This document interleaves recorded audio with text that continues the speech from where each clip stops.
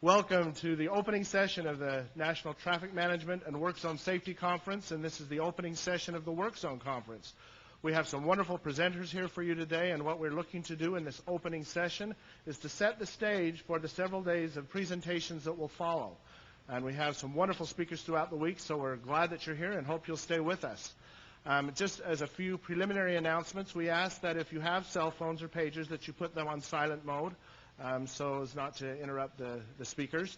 Also, by way of safety warnings, if in the event we should have a fire or an emergency alarm, the fastest exit is through these doors to your right and down the escalators and out the front doors. That's the quickest exit. Also, restrooms can be located just outside the doors and to your right. So those are the preliminaries. This is an exciting time for us working with ARTBA, Federal Highway Administration, the Texas Transportation Institute, and many other partners who have been involved with rebuilding the National Work Zone Safety Information Clearinghouse. As many of you may be aware, the clearinghouse was opened in 1998, quite a number of years ago, and it operated with federal support for 3 years. And then for a number of years, the clearinghouse operated with private support, primarily coming from ARTBA, AASHTO, the American Association of State Highway and Transportation Officials, the Laborers International Union of North America, and several other contributors, as well as the Texas Transportation Institute, who actually housed the clearinghouse, contributed to its operations because they were very dedicated to it. Recently, as a result of new federal legislation, the Federal Highway Administration has again invested into the clearinghouse in a substantial way. And this week, the clearinghouse is launched its new website, completely redesigned, greatly enhanced with a lot of new features, which include online video and training. And I'm going to show you a little video that we've developed as a preview to that. And as part of the expanded work of the clearinghouse, we're now sitting in the National Work Zone Traffic Management and Work Zone Safety Conference. The clearinghouse is now offering conferences and training as part of its umbrella. So we're very excited about what's going on at the clearinghouse. Best of all, for you folks that may have not been aware of it before, please become aware of it. It's a great resource, and the best part is its materials are free. So we hope you take care of it. First speaker this afternoon, we're very pleased to have Stephen Witt, who is the new director, or fairly new director, of the Directorate of Construction for OSHA. I guess it's been in almost a year now. Wow, time flies, Steve. Steve joined the office of the Solicitor of the Department of Labor in October of 1972, so he is a veteran of OSHA and the Department of Labor for many years. He received a Bachelor of Arts degree from Hofstra University, majoring in biology and chemistry. He is a graduate of Boston University School of Law, where he received a Juris Doctorate in 1972 and is a member of the New York State Bar. Mr. Witt was an attorney with the Office of the Solicitor, Occupational Safety and Health Division from October 1972 until January 1983. In 1983, he joined OSHA, where he served as a special assistant to the Assistant Secretary for Labor for Occupational Safety and Health. In 1990, he was appointed Executive Assistant to the Assistant Secretary. Mr. Witt held this position until 1993. He became the director of the Directorate of Technical Support in 1996 and managed the directorate with most of the diverse responsibilities in OSHA, covering many different state-of-the-art capabilities, as well as their Technical Data Center and their Cincinnati Technical Center and many other aspects of OSHA. In 2001, he became the director of the Directorate of Health Standards and Programs and acting director of the Directorate of Safety Standards Programs. As a result of OSHA reorganization in 2002, Mr. Witt became the Directorates of Health and Standards Programs and Safety Standards were combined, and Mr. Witt became the director of that new organization, the Directorate of Standards and Guidance, which is charged with developing workplace standards, regulations, which address significant workplace hazards. From January 2005 until his current assignment, he served as acting Deputy Assistant Secretary of Labor for OSHA. Because of his exceptional long-term accomplishments, Stephen Witt received the 2007 Presidential Rank Award for Meritorious Senior Professionals. So please welcome Steve Witt.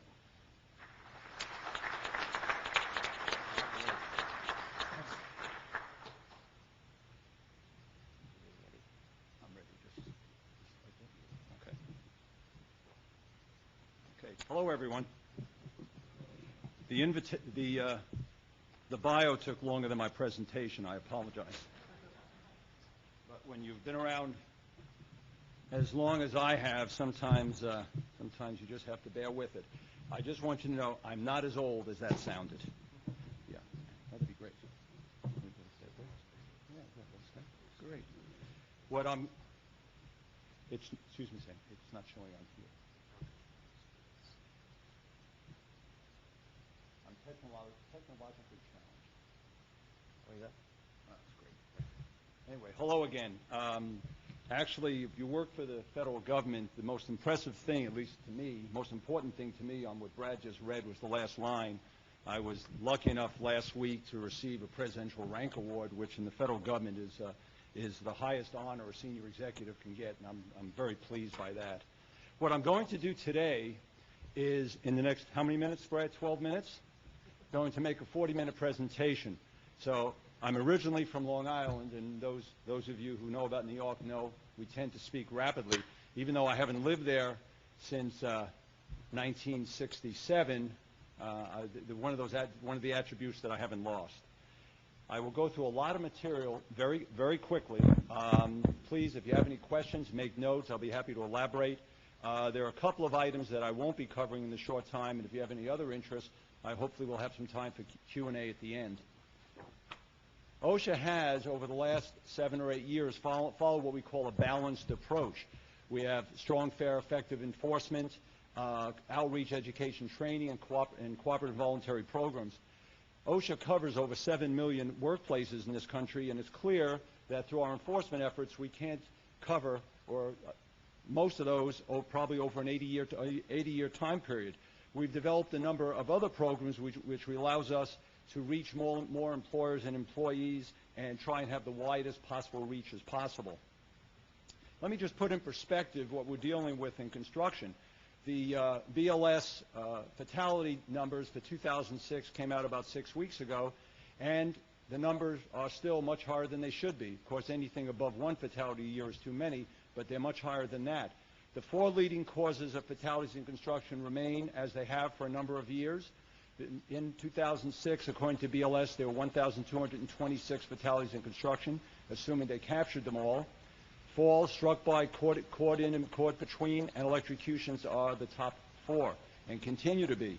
Falls, as has been for a number of years, is the leading cause of fatalities in construction, and residential and commercial account for most of those.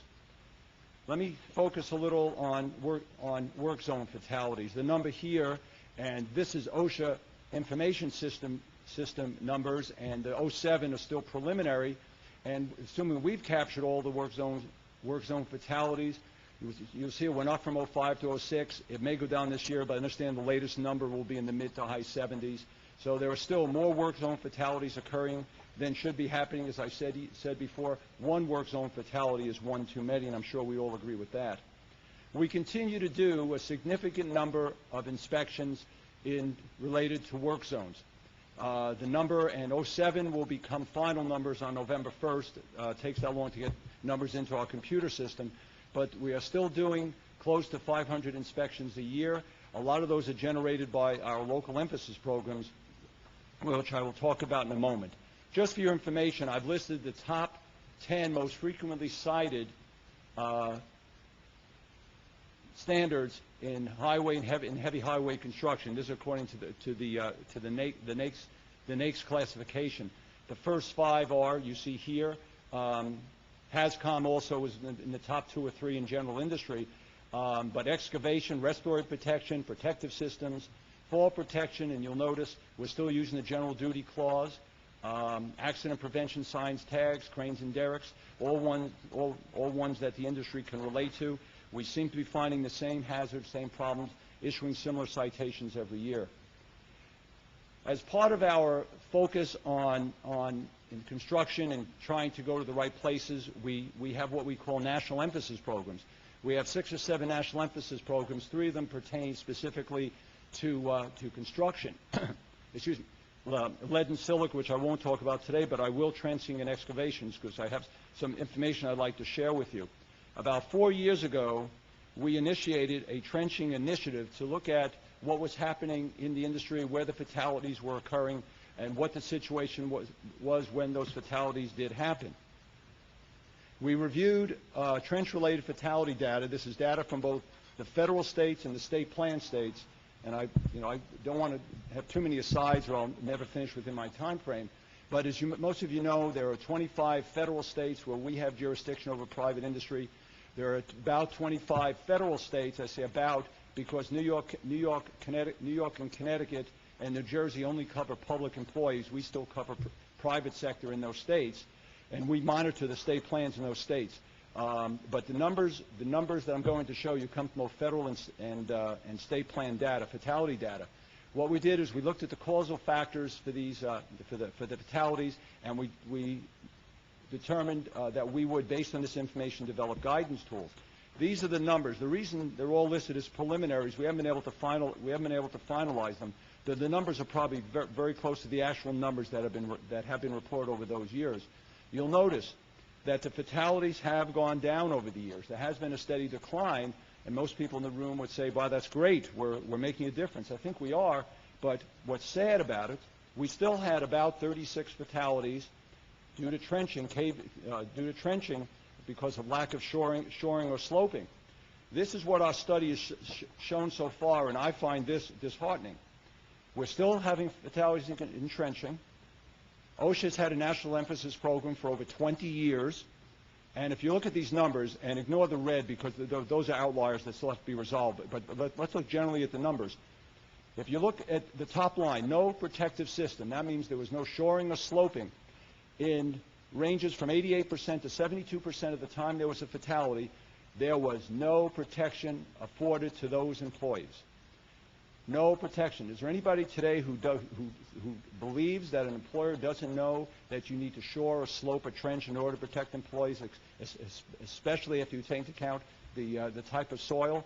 Well, almost 3/4 in 2006 of the fatalities, there was no protective system at all.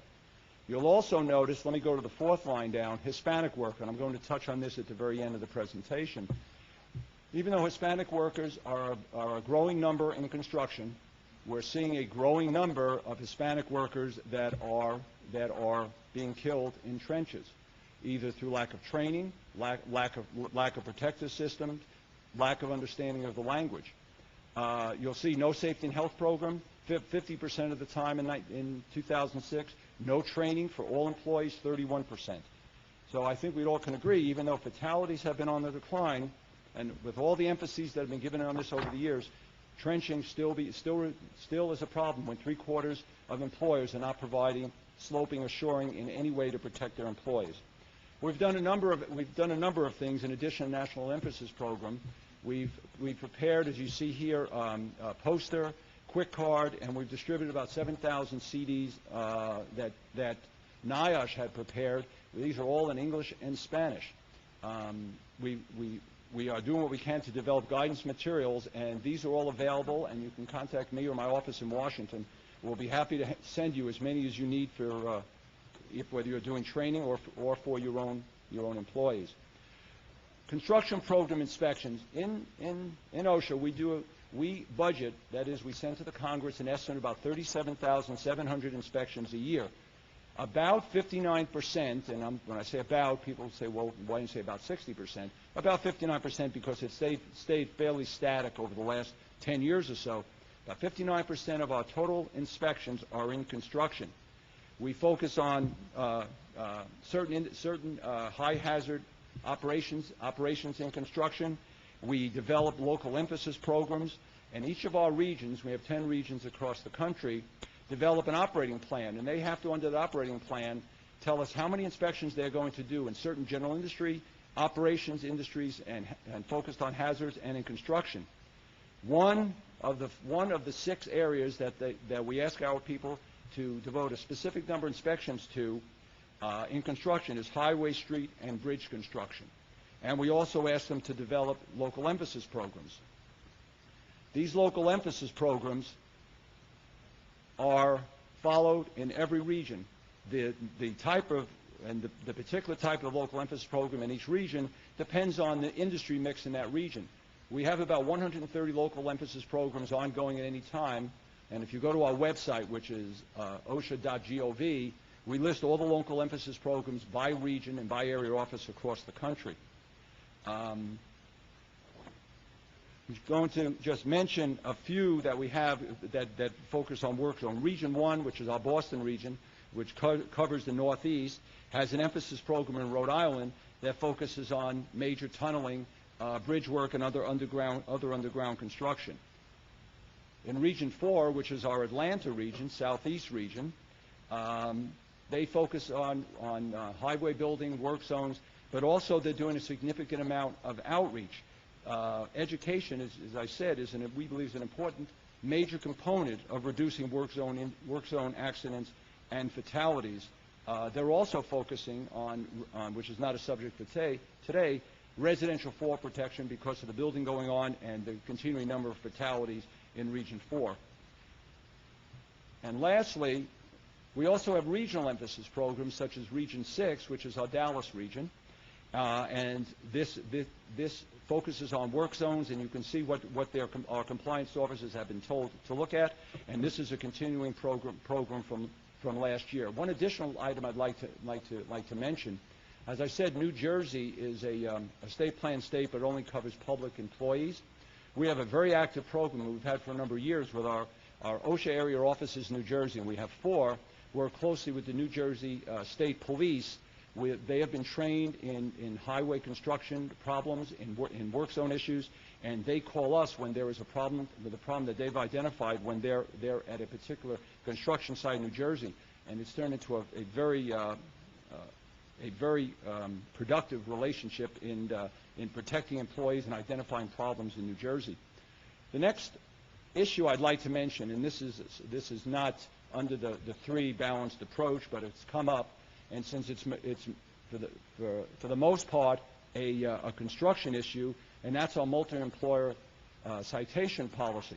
I assume a number of you in the room have heard of the Summit decision. Summit Contractors, it is an Arkansas masonry contractor that was cited by OSHA in June of 2003. They appealed those citations, and the administrative law judge who works for the Occupational Safety and Health Commission upheld our citations to the great consternation of the agency.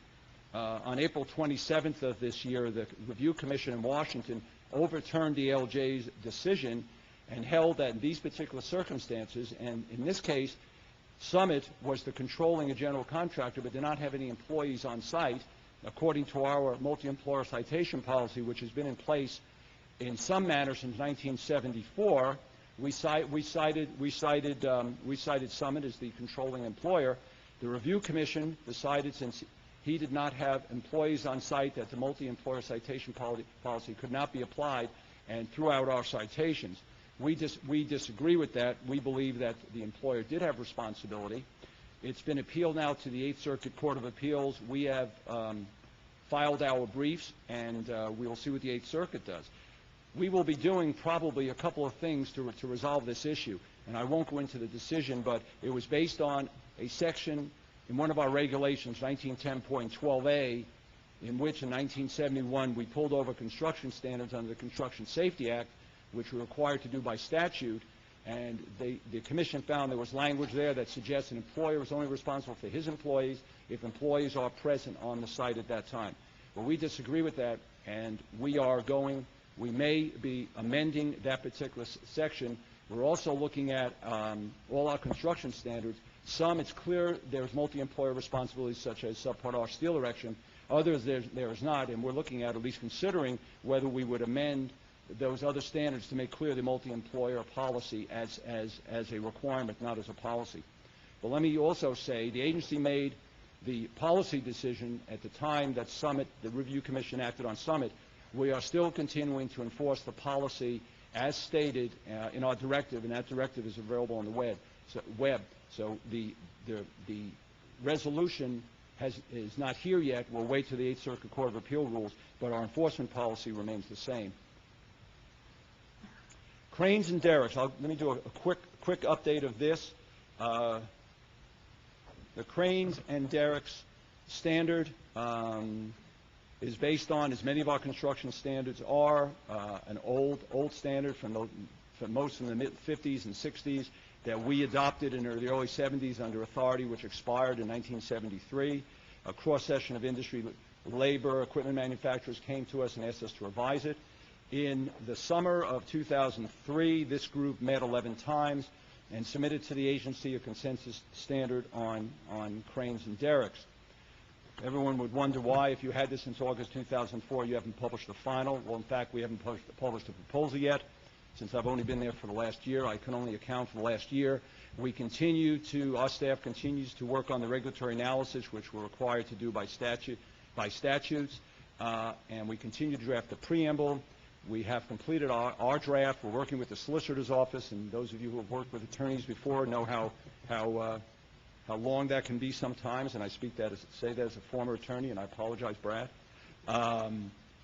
We hope to finish that with the solicitor's office the next month or so. It then goes to OMB for a 90-day review.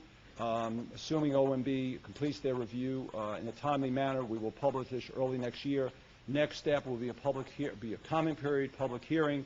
We will analyze those comments, and I've been told by Ed Folk that my bonus next year depends on publishing this final standard by December of 2008, and I'll do what I can. The four major issues in cranes and derricks, if you haven't heard before: operator certification, the most controversial, the most disagreement. This committee agreed that consensus would be no more than 2 non-federal members, there were 25 members, disagreeing with a particular section. For operator certification, we had consensus, but AGC and the National Association of Home Builders did not. The second issue, which we did have consensus, but I think will be an issue for the hearing, is who has responsibility for ground conditions. And the committee rejected testing, drug testing, and physical qualifications. Those will not be in the proposal. Usually with negotiated rulemaking, which this was modeled after steel erection. Hopefully you have all interest of industry involved, and you get comments. There won't be a need for hearing. You move quickly to a final. Well, because of the controversy surrounding operator certification, I'm sure we will have a request for a hearing, and that will take time, but we will move as expeditiously as possible to finalize this. Let me just mention, now that I've dwelled so long on enforcement and quickly on standards, one other standard, because I'll probably be asked the question: where are we on employer paying for PPE? This has been going on for a number of years. It predates this administration. The agency has committed to publish a final employer payment for PPE standard by end of November of this year. That's next month. That commitment was made partially out of on the Assistant Secretary's own volition, and also a demand made by the Third Circuit Court of Appeals after a suit was filed. So we will, by court order, publish that final by the end of next month. Cooperative programs, a significant part of what we do in addition to training and education and outreach. We have an alliance program, strategic partnership programs, such as the Electrical Transmission and Distribution Partnership, made up of the IBEW, Quanta, Par Electric, Quanta, Pike, and MYR. We have found that, and I'll give you an example, that the cooperative programs have been an effective use of our resources. We're able to reach many more people than we do during enforcement. And you can make the argument, when you deal with a company during enforcement and things aren't going well, that's not necessarily because the company is committed to safety and health, but because of the enforcement action. The cooperative programs, we interact with many more employers than we do through enforcement, and this is voluntary, so we have to believe that these companies are interested in safety and health management programs. One alliance I do want to focus on, the construction alliances. There are 12 of them. Let me read a few. American Pipeline Contractors Association, Concrete Sawing and Drilling, but principally the Roadway Work Zone Safety and Health Partners Alliance, which was renewed in January of this year, and I've listed the members. Brad has given me 1 minute. Brad, let me take about 2. I'm talking about your alliance. This alliance, I think, is a good example of what we do with alliances. They work closely with the members of the alliance. They help us support training, develop guidance materials, and most of the alliances focus on Hispanic outreach, which is a very significant problem. Next thing I want to mention is the Susan Harwood training grants. Once again, ARPA as a group has received 2 in the last 2 years. These are 3 other grants that have been received related to Work Zone, about $1,100,000 for the last 2 years. If we look at Focus 4, which is the 4 main causes of fatalities, it's much more of the Harwood grant money has gone into this. It's $5 or $6 million. Our program is about $10 or $11 million a year. Brad, I only have one bit left. Hispanic outreach. This, I have many more slides I'm going to show today about the problems that you're all dealing with the Hispanic workforce and other hard to reach groups where English is not their first language. But let me just speak about Hispanic for a moment. As you can see, the number of Hispanic workers in the construction industry is growing every year. That's actually a little over 2.5 million people according to 2005 BLS data. Let me just show you fatalities and fatality rates in construction. As I said earlier, the number for fatalities in construction in 2006 was 1,226. You notice employment has been going up 10.7 to 14.5 million from 05 to 06. The rate per 100,000 for all construction workers went down slightly in 2006. But if you look at the bottom line right, the fatality rate for Hispanics continues to go up, continues to be above the average for all construction workers per 100,000.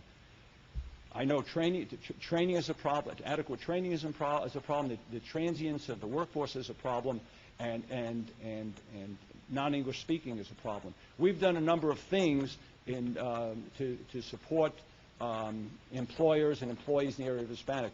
We have a special Hispanic compliance assistance webpage. We list many of our standards, our guidance documents, our other information we've produced in Spanish. This is an example of an e-tool. This is an interactive. This is prevention of fatalities. If you link on these online, you can find a lot of pictograms with means to identify and prevent hazards, all in Spanish. We've been doing a number of things as an agency in the area of products to support employers and employees in both English and Spanish. We have a dictionary with pictograms. We have quick cards, and let me just.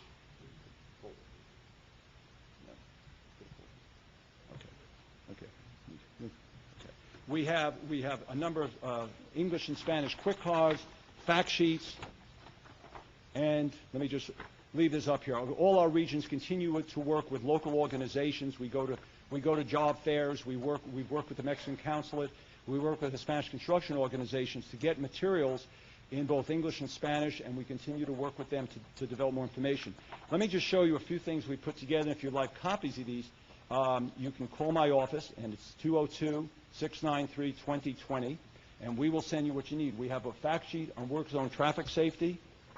We have a roadway safety CD that we did in collaboration with the National Asphalt Paving Association.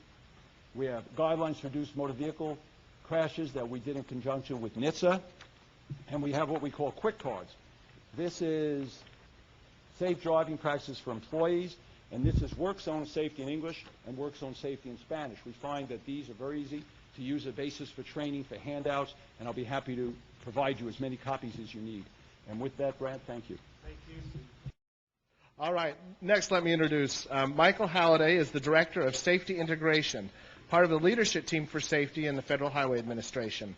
This office directs and manages safety strategic planning efforts, the focused approach for safety in FHWA, safety research and technology programs, training and education for highway safety, and international activities. His office also leads efforts to ensure integration of safety issues with other key initiatives, with a strong focus on legislative and regulatory issues, intelligent transportation systems programs, and coordinating with partners, including the National Highway Traffic Administration, the Federal Motor Carrier Safety Administration, and organizations outside the federal government. Since joining FHWA in the mid-1970s, Mr. Halliday's assignments within the agency have included almost all phases of project development and delivery, including planning, highway design, construction, operations, federal aid processes, commercial vehicle safety, and research and technology transfer. And he's really excited to get started even before I finish reading about him, so we will turn the time over to Michael Halliday. Let's try to move along there. Thank you, Brad. It is a pleasure to that work for folks?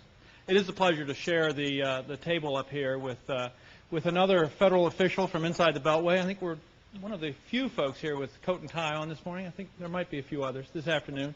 But very pleased that Brad invited Federal Highway Administration to be here to share with you some of our perspectives for the next few minutes. This is a very great gathering that's been organized by ARPA, sponsored by the Work Zone Clearinghouse, and we're very pleased to be part of it. What I'm going to do for today is give you some thoughts on the overall safety challenge. And then, of course, how does the Work Zone Safety Challenge fit into that? Talk about some of the best practices, very briefly. Talk about some of the regulations, the resources. And I say very briefly only because what I'm going to go over really just serves as an introduction. You've got folks here over the next 2 days that are going to go through the training opportunities, the best practices, the processes, a great agenda that's been pulled together by the folks here at ARPA. The safety challenge. Why are we concerned about safety? I'd like to start with a little quiz. On the average day in the United States, and this is 2005, how many traffic crashes occur? How many would say A? How many would guess that number? How many would say B? Got some B's. C? We got more. D, too many to count. Yeah, it seems that way sometimes. There are a lot to count out there. On a typical year in 2005, there were over 6 million crashes happened in this country. Most of those were property damage only, some 4 million in some, 39,000 in some were fatality crashes. And so actually the correct answer on a daily basis is just about 17,000 crashes occur in the United States. How many people die from those crashes? This is what we focus on, frankly, within Federal Highway Administration and National Highway Traffic Safety Administration. Who are really dying from these crashes, serious injuries, incapacitating injuries? Do we have a guess? A, B, C. We're focusing on C there. That is true. About 120 people per day are dying on America's roads and streets from traffic crashes. And that's a number that really strikes us all as unacceptable. This is the last few years, a decade or so, in terms of numbers. In the early 1900s, early 1990s, 45,000. We've seen a little decline. The blue bars are fatality numbers. The fatality rate per 100 million vehicle miles traveled is the red line going down. So we have seen a steady progression down, but we've really reached a plateau very much over the past 10 to 15 years. And so safety is getting harder and harder to achieve, harder and harder to improve what we're doing out there. And this is something that we have a really broad range of programs on within Federal Highway Administration. Within our part that we carry on within USDOT, we do focus on the strategic approach, state-based strategic plans. A lot of things good things are happening out there among the states and locals in terms of a comprehensive, data-driven approach that takes into account the 4 E's of safety. How do you bring together the engineering solutions, the education, the enforcement, the emergency services? All of these, of course, are very important to work zone responses also, but in addition to the large highway safety problem, considering all roadways and making data-driven decisions. Implementing those 4 E's, education, enforcement, safety belts, drunk driving. We have, particularly within the department, emphasis on that with National Highway Traffic Safety Administration, engineering and operations, Federal Highway working closely with the states and locals, emergency services. In the broad context, this is our safety challenge. When it comes to Federal Highway Administration, we look at where the fatalities are happening, and we think that what we can best focus on, and we do this in partnership with National Highway Traffic Safety Administration, with Federal Motor Carrier Safety Administration, but we look at where the fatalities are happening. 58% of the fatalities involve vehicles that leave the roadway. Over 20% involve intersections, pedestrians 11%, and speeding over 30%. About a third of the fatalities out there are happening in a situation where someone is speeding.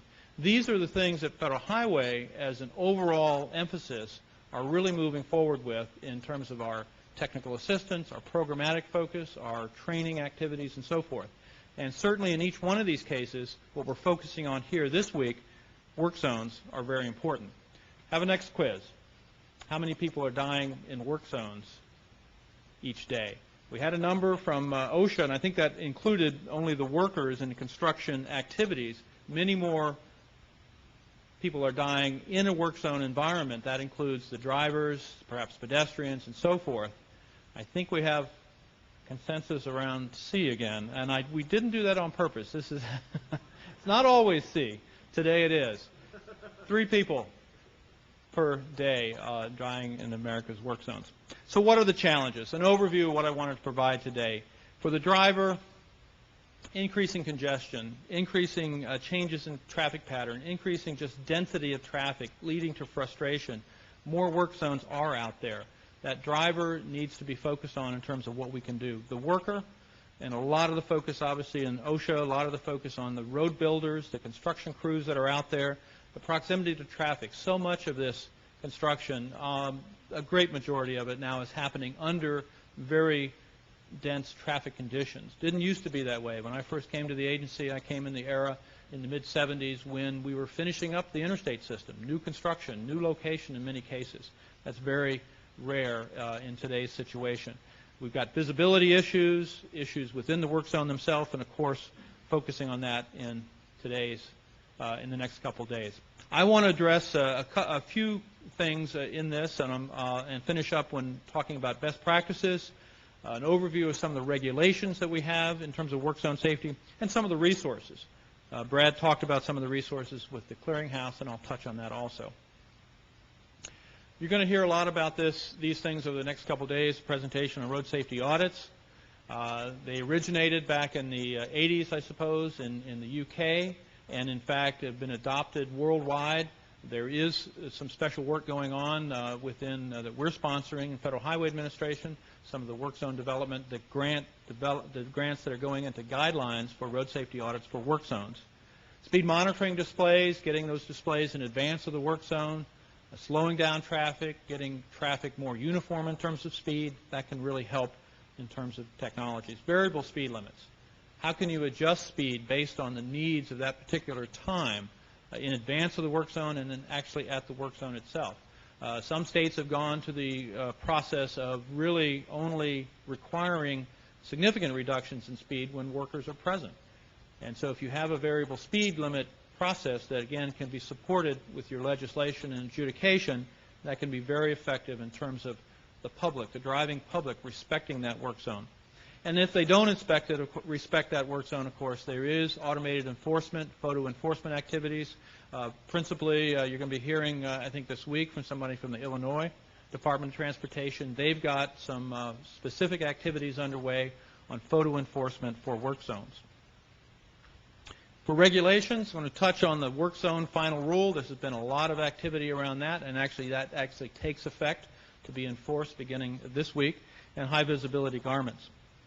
This updated rule establishes requirements and guidance specifically that focuses on the broader set of impacts in terms of work zone safety and mobility.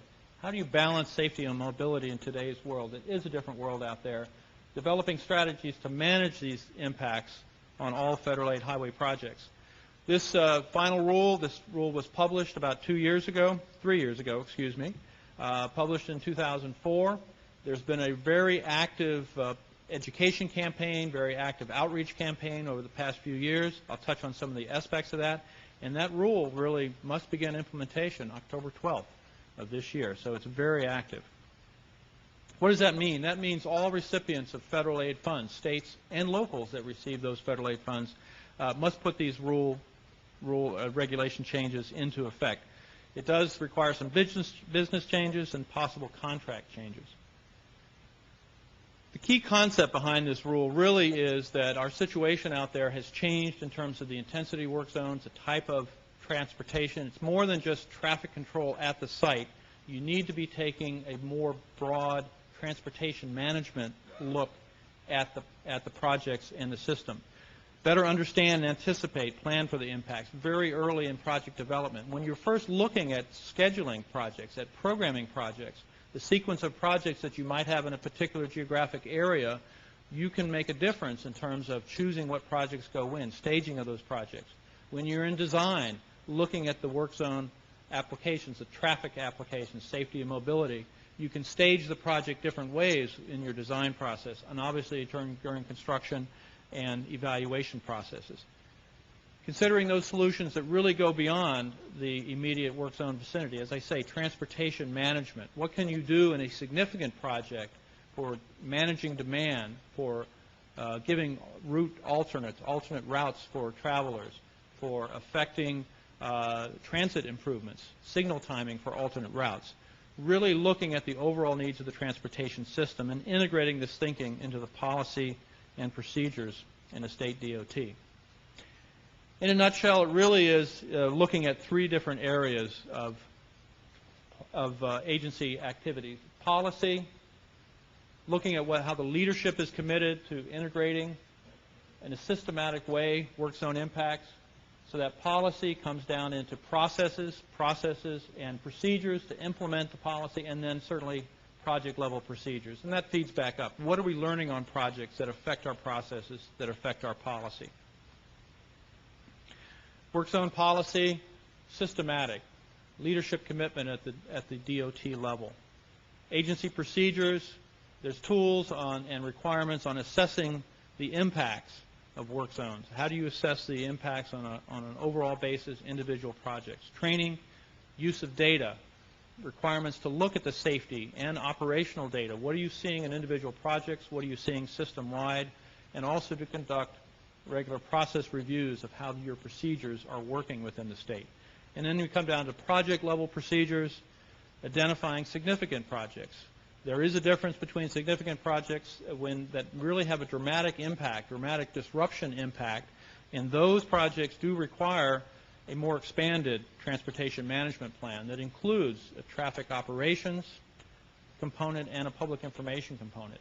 All projects are to have a transportation management plan. Insignificant projects, projects that are more routine, can go forward with just a traffic control plan. If you're talking about significant projects, it's about going a little bit further. Worker visibility rule was published about a year ago, is effective next year in November. It does require higher classes of visibility garments, and includes incident responders as well as volunteer workers. This is a rule that has come out, as I say, fairly recently. We have some exceptions worked into that rule for law enforcement. When they're in the process of law enforcement, they might be certainly managing traffic. In many cases, it's not good for them to be highly visible, and so there are some exceptions built into that. I want to talk about resources. The work zone safety grants, I'm getting the call too there. Thank you, Brad. You'll be learning more about that this week, a series of presentations. A lot of these folks are here this week, and so we're real excited about the training activities that are getting underway with these contractors. You've heard about the clearinghouse, redesigned, launching this week, CD available with a number of resources. I am learning myself, and really enjoyed looking through the CD, finding out the questions, frequently asked questions, and so forth. Repository of the grant deliverables. Websites, of course, Federal Highway Administration. We share implementation activities with our Office of Operations. They actually have the lead in the overall work zone arena when it comes to work zone safety. Mo Oliver of my staff, who is here this week with us, is in charge of that area of activity and is very active with the contractors mentioned. Program overview, we have peer assistance, we have brochures available that explain the overall rule, peer-to-peer assistance program, and then a series of implementation guides. An overall guide on implementing the rule, work zone impacts, public information, how to go about advising the public, some best practices there, and then last but not least, guidelines for creating transportation management plans. We'd like to introduce Ginger Quinn. She is the Assistant State Work Zone Safety Coordinator with the Virginia Department of Transportation, an unusual state where they own almost virtually all the roads in the state, whereas most states, counties, or municipalities own many of them. and in Virginia, the state owns almost all the roads. Her primary responsibilities are to implement work zone safety training for maintenance and construction personnel, as well as maintaining and updating Virginia's Work Area Protection Manual. And that's their counterpart to the MUTCD Part 6. And its work zone safety guidelines for temporary traffic control pocket guide. Prior to her current position with the department, Ginger spent 12 years with the Salem District Work Zone Safety Coordinator, where she served as a team leader involved in work zone training, preliminary engineering, project development, and construction issues as related to maintenance of traffic and for safety for the traveling public and worker safety. Ginger started her career as a sign fabricator in the Department of Sign Fabrication and has her bachelor's degree in business administration. So now we hear not only from the federal but the state perspective on work zone safety. Thank you.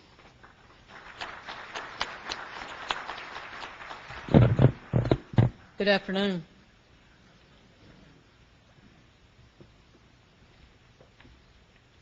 I'm going to kind of kick off where our last speaker was and talk a little bit about what we're doing with the final rule and work zone speed limits. So we're going to talk about our training requirements, which we just unveiled. We got our package over to the feds, hopefully the end of last week for the final rule, so that we'll be in compliance with their requirements, and then talk about work zone safety speed limits a little bit. But to give you a little bit of background about VDOT, since 2002, we have been training our maintenance forces. Shortly thereafter, we kicked off and started training our inspectors, and it built into working with the Virginia Transportation Construction Alliance, and we started co-working with them and training some of the road builders, our consultant inspectors that we had working for the department, and we also had, at that time, it was kind of a multiple disciplinary team. We had, like I said, the road builders, construction, and then VDOT employees in there. So it was a kind of a big team building session, which led into a lot more partnerships in between VDOT and our construction alliance, as well as it carried over onto our project. So it was very successful. We have been working on our training duties, and we developed a multiple disciplinary team again there within the last year. Started last year in December. We had a FHWA representative. Actually, we went through 3 of them, helping us with our program. We worked with the Transportation Construction Alliance again. We had representatives there so that we had voice for the road builders that were working in the state of Virginia, VDOT, and then VDOT entities, which include location and design that work with our road builders. We also had our construction end of the house, asset management, our maintenance end of the house. So we had everybody involved that we thought would help to implement this program.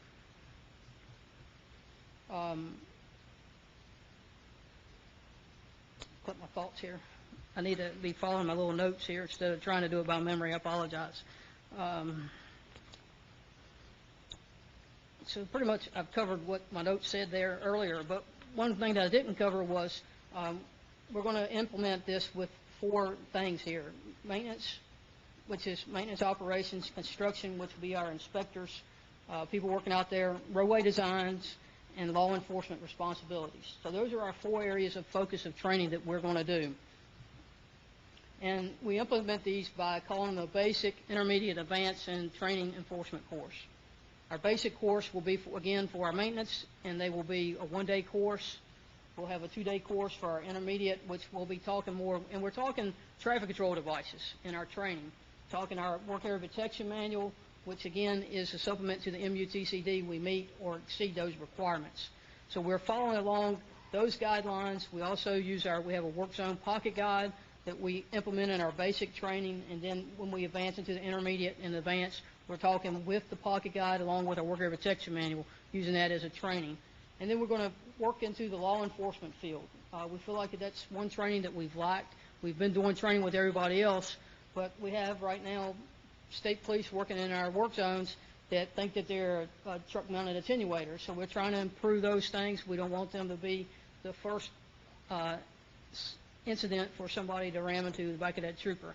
So we want to give them a training so that they get educated on what a work zone is, what the limits of the work zone is, as well as, is the accident, if we have an accident involved in a work zone, is it contributed to the accident? Is it because of the queue? outside of our signs. You know, we need that information to track what's going on in that work environment. And the law enforcement training will be a web-based training. The other three will be in class, and we are developing this training to be sold outside from VDOT to the private sector so that they don't have to go through. But you can see here now, these are our training requirements. We've got our maintenance people, we've got contractors, non-supervisory, basic would be also under utilities, and we have what we call in VDOT maintenance contract monitors that oversee maintenance activities that are being performed by contractors. And then we're going to have our intermediate class. One thing that we did do too was we said one per site, one per work site. So that doesn't mean that that work project would be overloaded with so many people trained. So we're kind of keeping it condensed so that we don't have everybody on that work site trained. But ideally, that's what we would like to happen, is for that everybody be trained in work zone safety. And that will be determined by either the department, the way the district would like to go, or the way the contractors would like to go that are working in the state of Virginia. Our inspectors, you see here a couple that are highlighted in yellow, our work zone safety coordinators in our regions, our ENS safety engineers, and our traffic control supervisor, which will be under a special provision. These people need to be trained through ATSA. We have to have a certification. We feel like that they need to get a little bit more training, and maybe ATSA exceeds what we're getting, plus they have that certification because they're making a lot of decisions out there on our roadways to improve safety on that work zone.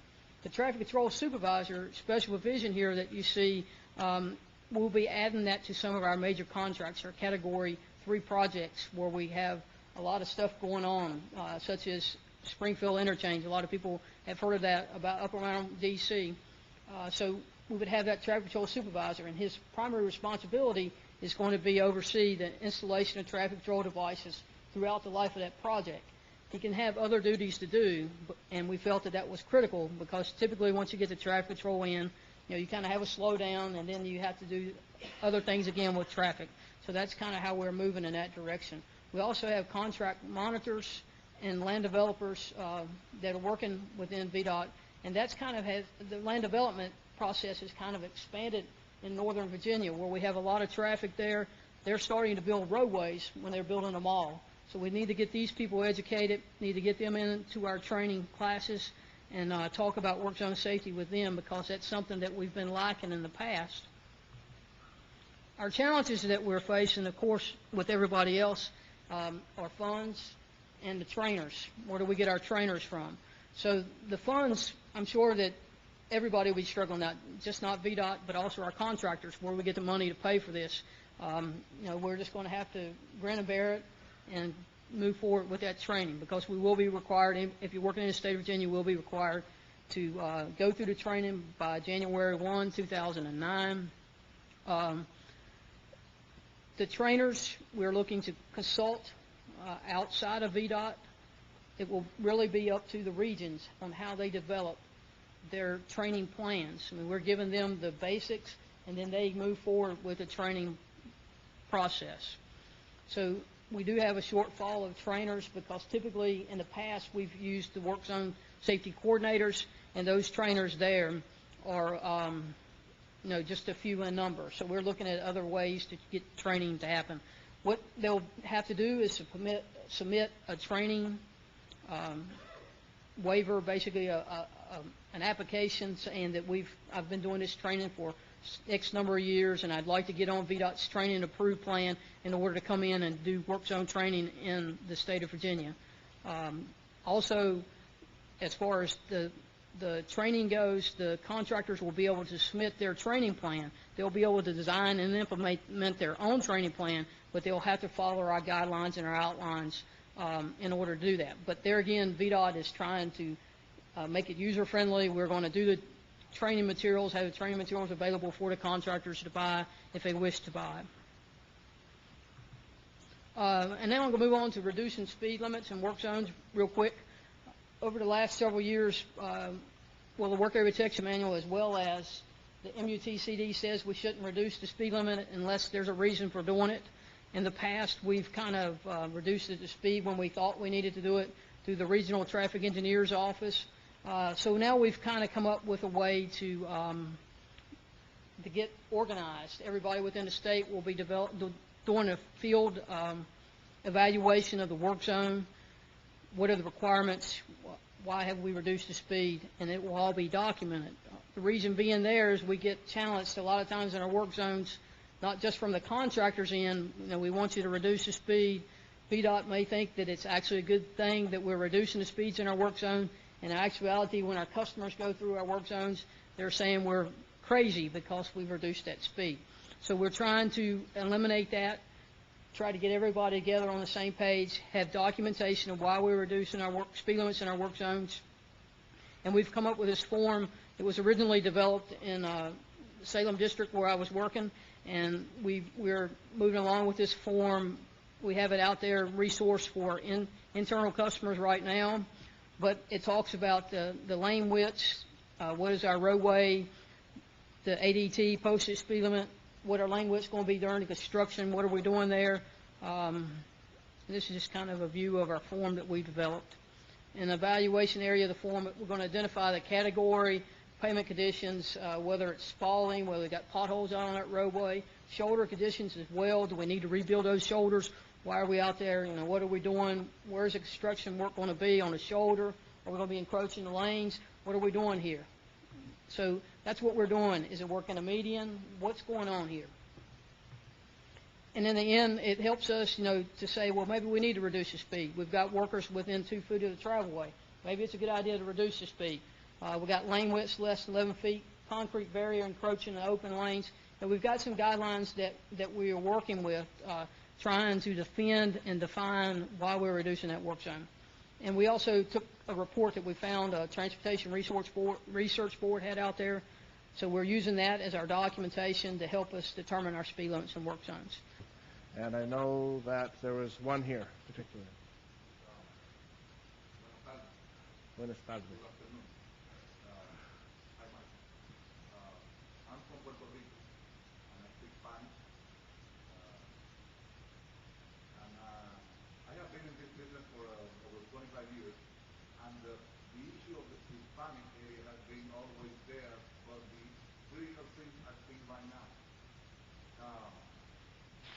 I have like 10 notes, but I'm going to summarize. Number one, we need to show that we care. And we care is more than just statistics. And this is just about people. Those are our users. They have to perceive that we really do care. And when I mean that, this is more than science. The general perception nationwide is that major highways, at least in Puerto Rico and several places that I have been, is that you have construction signs that you anticipate, but you see signs forever. You have a full new governor, and you see the signs always in the highways, and you never finish construction. And then they say, that's part of the politics. You have to change that attitude. You have to change that attitude. We have to do the business of addressing the engineering, addressing the safety matters, anticipating the future that we know how to do. But as soon as they see that we care, that will make the difference. And it's more than statistics. I have like over 20 questions here, but that's the point, Mike. And here, if you speak English, and all of us here, how many people are here the next generation of professionals? How many young people? All of us are young, okay? Look this, Mike. We need to see in the front exchange paso pason. And on these big new conferences, we need to have female, like we have here, male students, black, white, from different places, from Mexico, from Puerto Rico, and we can share those experiences as well. Keep that in mind. That is the general message. And thank you for inviting me. Thank you. Any other questions for our panel? I see one in the back.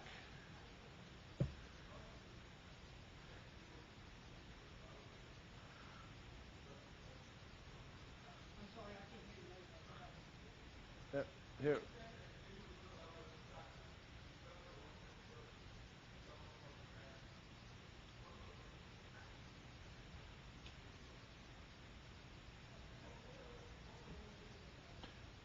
Virginia, or Ginger, can you come up here and just repeat the question and then answer it quickly?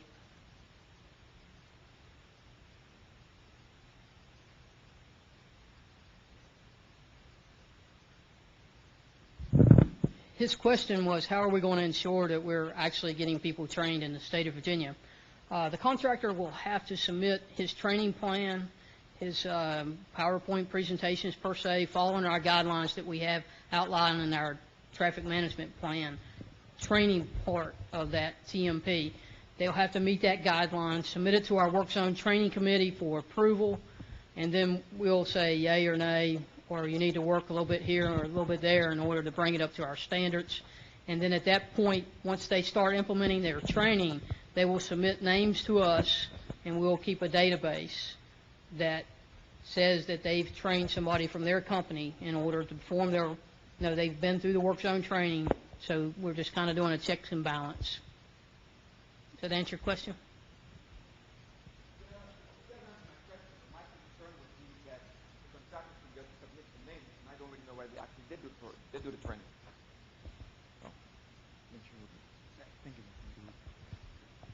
I guess he said, how again, really, how are we ensuring it? And really, there's no way that we can ensure positively that they've been through the training. We have to take a person's word, and, if something happens in that work zone, then we're going to go back to our training records and see if they had somebody out there on that work site that's been through the training program. We're going to issue cards that says that this person's been through the training, and eventually we'll get into our specs that everybody has to go through this training by 2009, January 1, and they'll have that training card with them, and we'll have checks and balances throughout, making sure that they at least have their card. And there again, there's no guarantee that they've been through that training program, but we hope that they have. We've heard several presentations from the public sector. Now we're going to hear some ideas and reviews of these big issues that are coming up from the, I said public, I got it mixed up, the private sector. Our first speaker today is going to be Scott Schneider. Scott is the Director of Occupational Safety and Health for the Laborers Health and Safety Fund of North America. This fund is a joint labor management nonprofit associated with the Laborers International Union of North America, which represents 800,000, primarily in construction workers in the United States and Canada.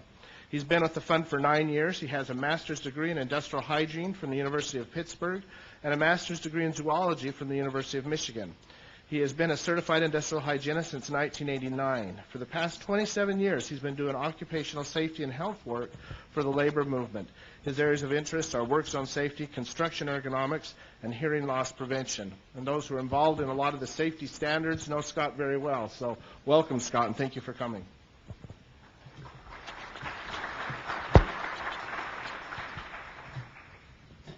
Okay, thanks for inviting me, Brad.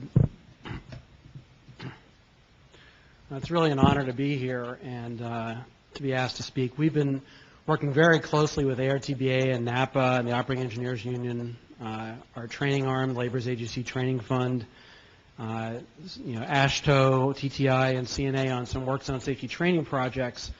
And I urge you, when you go to the Clearinghouse website, there's a program that we worked on jointly that you can download.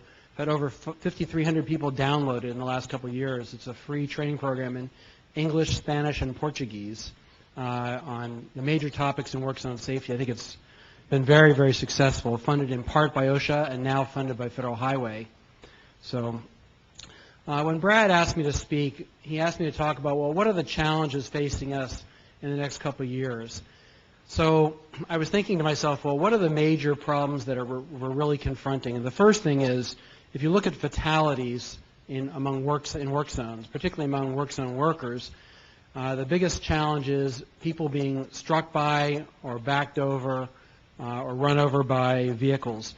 And by vehicles, I mean either construction vehicles like dump trucks or by motorists.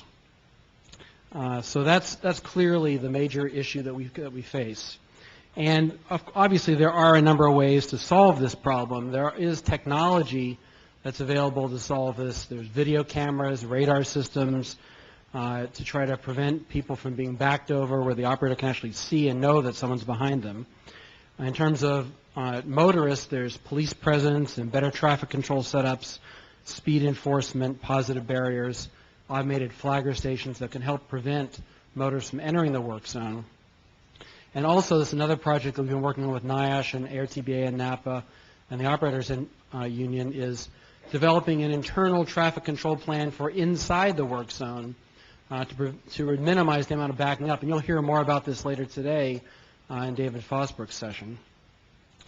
In terms of injuries, not fatalities, in terms of injuries, what's the number one injury in road construction? Well, it's sprain and strain injuries. Looking at ergonomics, how can we reduce the amount of manual handling that's being done? How can we minimize the amount of awkward postures that are being done? And there is quite a bit that can be done. And in fact, we've worked with NIOSH lately over the last year or two, and sometime this month will be a new publication from NIOSH on preventing sprain and strain injuries, simple solutions in the construction industry, including road construction. And third, if we look at illnesses, what are the major risks in terms of illnesses? Clearly, the things that rise to the top are things like silica exposures and noise in road construction. And we know that there are lots of controls out there to reduce noise levels on road construction and also to reduce silica exposures through wet cutting, et cetera. But the fact remains that most of these hazards here are largely unregulated by OSHA or by Federal Highway. Federal Highway does put a lot of energy into looking at traffic control for people moving through work zones, but not a lot of emphasis on traffic control within the work zones and reducing backovers and runovers. Sprain and strain injuries, ergonomics, there's guidance out there, there's lots of some training programs, but little in the way of regulations or guidance documents from the federal government. And then if we look at silica and noise, OSHA does have silica and noise standards, essentially. They have dust standards and they have a noise standard, but they're tremendously outdated and not enforced in road construction very much. So frankly, we have these major hazards for fatalities, for injuries, and for illnesses that are largely unregulated. So the question is, what can we do about it? What should we be doing about these? In the area of regulations, OSHA has had on the books for many years that they plan on putting out regulations on silica and on hearing loss prevention for construction workers. But we haven't seen any movement on those for many years, so it's unlikely it'll come soon. We have been working with all of our partners and the ANSI A10 committee to develop an ANSI standard on work zone safety. And we hope to have a draft of that done this fall and ballot it this winter. In terms of investing in new technology, how can we encourage contractors to use this new technologies, to use video cameras, automated flagger stations? How can we get them to develop internal traffic control plans? I think first we have to make them aware that this technology is available and can be an effective means of reducing the risks. And I think this Federal Highway rule that we've been working on for years, a couple years, to have safety as a separate line item in the bid documents could be very helpful in terms of getting people to invest in this kind of technology. What about making the business case? We hear this a lot. We say, well, look, just make the business case. Show employers where they're going to save money using these interventions, how it's going to save them money, and they'll adopt it. And I think that's true. However, if you look at ergonomics, 1/3 of all workers' comp costs are related to sprain and strain injuries on the job. And yet, we haven't seen a lot of adoption of ergonomic interventions or ergonomic programs in construction, and particularly in road construction. I think we need to do a lot more education of contractors about what this means, how to do it, and what the benefits are to them. And hopefully there'll be some change in that area. And I think this is really a key area because one of the problems we have in construction is we're losing skilled workers. The workforce is aging. And it's very difficult to get people to go into construction. So I think if we can prevent people from getting sprain and strain injuries and becoming disabled because of it, hopefully they'll be able to stay in construction and will retain these experienced workers for longer. And in addition to that, we know that these ergonomic interventions are also going to help improve productivity. And tons of studies that show the relationship between ergonomics and productivity. In fact, the first study on ergonomics in the construction industry was done in 1891 and they introduced improvements in the masonry trades and found like a 250% increase in productivity. So I think there's plenty of information to support that. On noise, we have a little bit harder problem, but we are finding some success. In New York City, for example, in July 1st, there's a new community noise ordinance. In New York City, they get 50,000 phone calls every year complaining about construction noise. It's one of the #1 complaints that people in the city have. I mean, it's loud living in New York City, period, but road construction is one of the biggest problems. So New York City put out a new community noise ordinance that requires that job sites have to come up with and use the quietest available equipment and reduce the noise levels on their job sites through a variety of means, quieter equipment as well as perhaps sound barriers. So I think we're going to see more of this and more pressure to reduce noise levels from equipment on construction sites. In Europe, they have requirements now that maximizes the amount of noise allowed from various pieces of equipment. And all the equipment manufacturers here in the U.S. sell in Europe, and when they sell it in Europe, it has to have a label on it saying how loud it is so that when people buy equipment, they can choose the quietest available equipment. We hope that we'll be able to do that, something like that here in the U.S. On the runovers and backovers issue, I think, #1, we need to educate contractors about the importance of this. We need to educate them about the availability of some of the technology, and this session later today, I think, will be very helpful. But also, I think we have to start using other techniques to reach people. I think we've been involved in using the use of storytelling.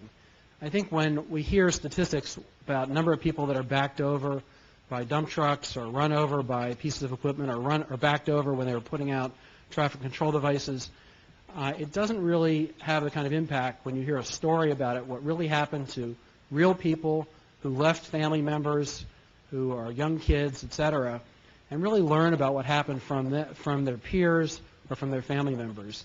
And I think that's the kind of thing that really motivates people to change their behavior, to improve safety on their job sites, whereas the statistics, I think, are probably not as compelling. And also, we are hoping to work with the manufacturers to make this technology standard equipment on all vehicles that are sold. As one of the manufacturers told me, he says, well, as far as we're concerned, safety should not be an option. So I'll leave it there. I hope that was helpful, and we can have some discussion about this later. Thank you very much. As you can see, we're very lucky to have really some of the leaders in the country on these various issues of work zone safety, and very well educated by them, and they'll also be available to take questions. And our next speaker is no exception to that rule. Gary Lopez is the Senior Director of Safety for Ranger Construction, a prominent contractor here in this part of the country and in other parts. He has his MS degree in safety from West Virginia University and is a certified safety professional and is a professional member of ASSE.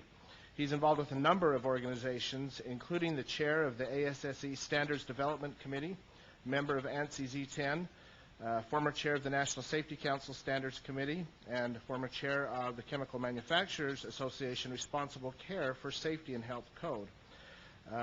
Former general chair of the National Safety Council Chemical Section Executive Committee, and former member of the ANSI Z17 Confined Space. Member of the Keystone Group for BLS record keeping and many other things, and welcome, Gary.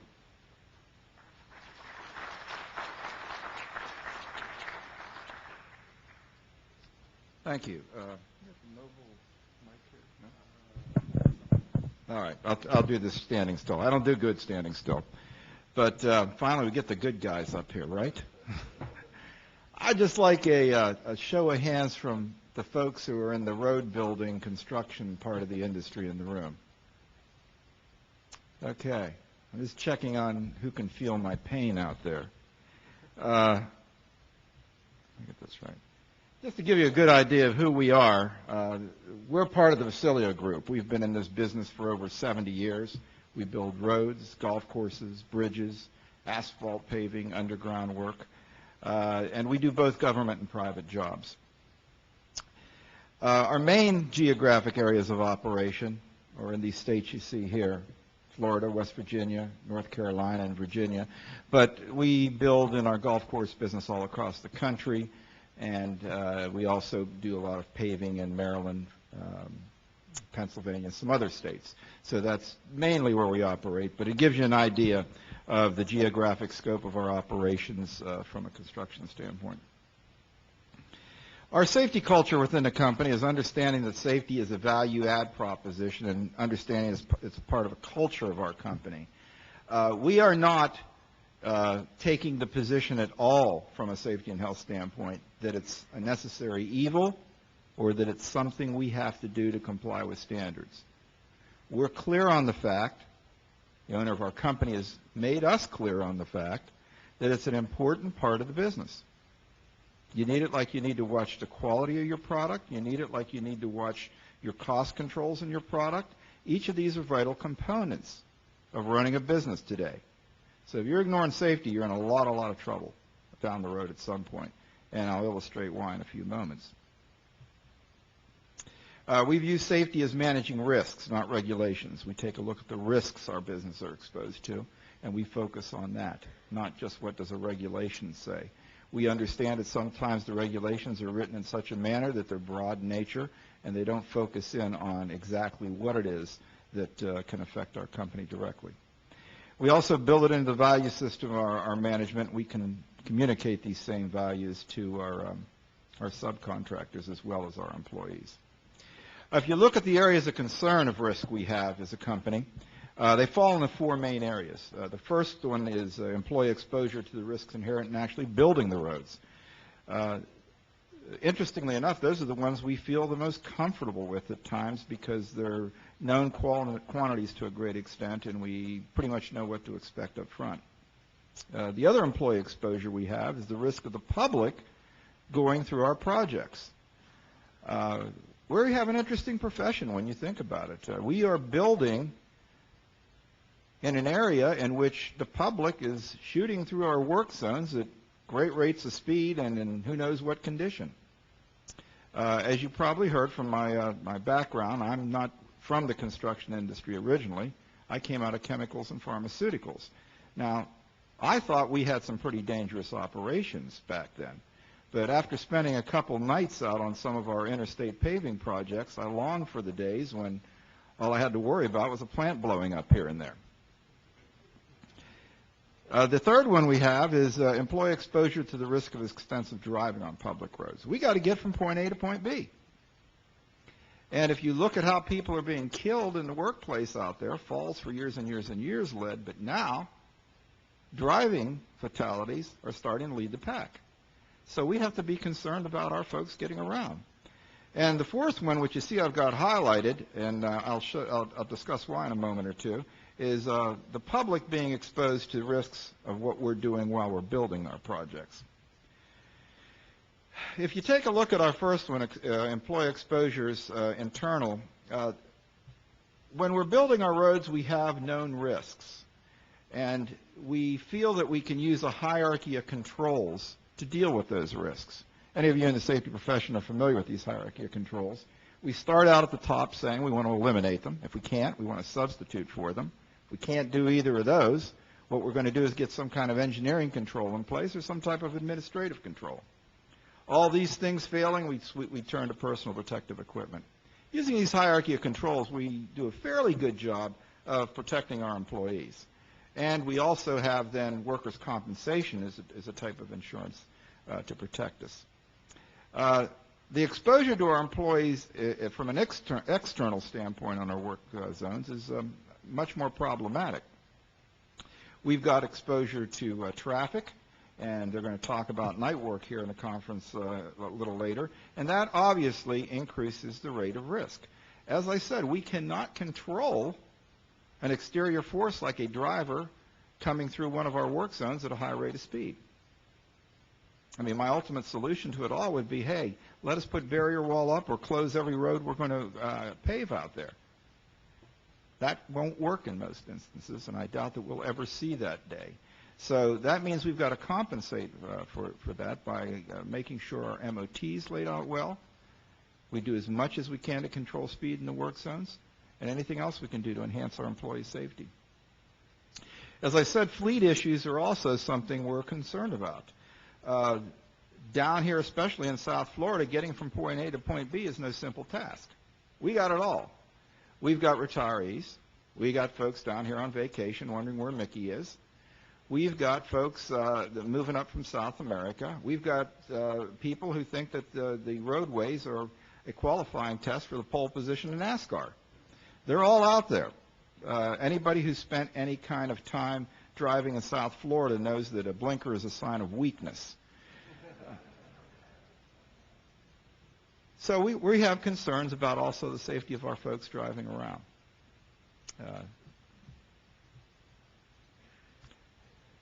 Then we've got the public exposure. As I indicated, this is one area that is of major concern to us, and anybody who builds roads probably knows what I'm talking about. It's increasingly becoming a major area of concern to us. We're one of the few businesses, as I've indicated before, where we invite the public into our workplace. We say, come in. I mean, can you imagine, for example, I know some dangerous petrochemical plants I've been involved with in the past, where we would just tell the public, come on through. Yeah, no problem. But we do that on a daily basis. So that forces us to be in a position where we have to have particular concern and pay particular attention to how we lay out our maintenance of traffic. MOT has become a major issue with us. The litigious nature of our society also has become a major problem for us, not just down in Florida, but everywhere. I like to talk about the Stella Liebeck case as being the classic case of what got all this started, but I think it was going on before then. For those of you not familiar with who Stella was, she's a McDonald's lady. If you haven't been paying attention to the news or are not familiar with the case, what it boiled down to is a lady went into McDonald's, got a cup of hot coffee, put it between her legs, spilled coffee, burned herself, sued McDonald's. McDonald's refused to pay a settlement, and she ended up with a multi-million-dollar case. Now, if this had happened 20, 30 years ago, we would have called her the village idiot. Now she gets a lawyer, and she sues for millions. That's happening in a very real sense out in our workplaces today. I can tell you we personally just recently had to settle a case for an enormous amount of money in which we weren't even at the work zone. It happened on a Saturday morning. Nobody there. To make you feel better, I guess, if you said, well, gee, we ran a guy over with a front end loader, but it was nothing like that. It's an accident took place in a work zone between two motorists. Because of the nature of insurance, the accident, one motorist pulled in front of the other one. The motorist who was involved in the accident, who made the mistake, admitted, yeah, it was my fault. Couldn't see as I was turning. Not enough insurance money there. So who did they go after? Deep pockets. Well, we got the state eliminated because we know their liability extension. We got the engineering firm working for the state who's indemnified. They're out of the program. The motorist who caused the problems got limited insurance. Who's left? So what this means at the end of the day is when we take a look at our work zone design, our work zone MOT setup, we have to be very, very careful. And it doesn't have to be serious incidents. We stress very hard what we call safing up our work zones at the end of the day. Why? Let's just say we happen to be working on a public street. We finish up at the end of the day, and we've got a manhole that's just sticking up a little over the allowable height. I can promise you the next day we're going to get a flood of calls saying our wheel was damaged, my front end's damaged, give me a new car. And by the way, if it's a Ranger work zone, we only have Mercedes, Porsches, Lexus, and BMWs going through. I'm still looking for the 1999 Yugo that went through one of our work zones. That never seems to happen to us. So the fact of the matter is it's a liability and it's an issue we have to be concerned with off in the future. And it's going to be increasingly difficult to defend these cases because the lawyers will find a way. Now, in Florida, we've passed legislation saying that if all of our MOT is laid out exactly the way it should be, that we should be free of liability. We thought we were home free, but we're finding out that is still very difficult to defend, but at least it's a start in the defense path. Other concerns we have a consistency of safety culture in a high turnover workplace. I think anybody who's in this business knows that the turnover rate is pretty high, and it's difficult to keep folks on the job. So teaching the new safety culture, the new ability to carry out your safety program with this high turnover workforce is a challenge for us. We also have the ability to address equally across the board. It's not that easy when you're working with subcontractors coming in. You've got various divisions spread out every place to get a consistent degree of how we handle risk across the board. I had to put this picture up because this is a good indication of part of what I'm talking about.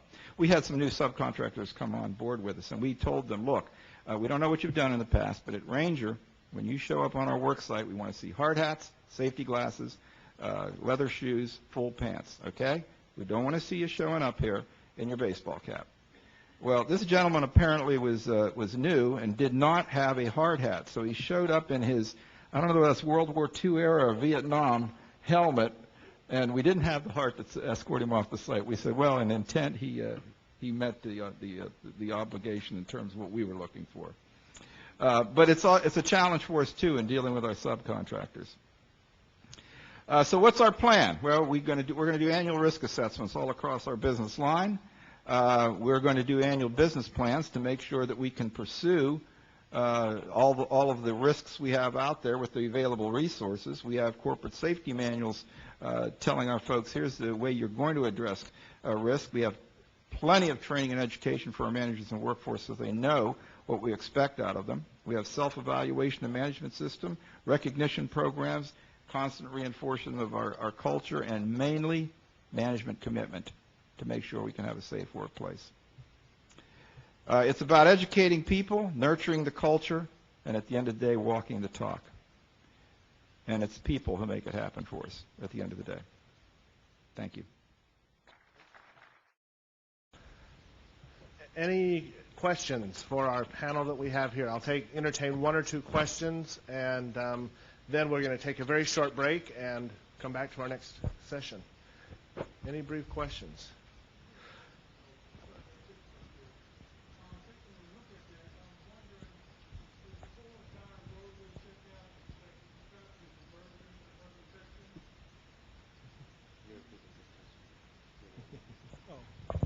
Looking at the picture up there, I'm just wondering if it's like, in order to increase productivity and getting the road done quicker and cut down on fatalities, is that whole entire section shut down? In other words, is there another lane on the other side being used? Yeah, I think that picture's taken inside the MOT we have laid out on that road. All right. We're not crazy enough just to tell our guys to go out there and pave, trust me. The foreman would be shot at sunrise. There would be no discussion. So, no, there's MOT laid out.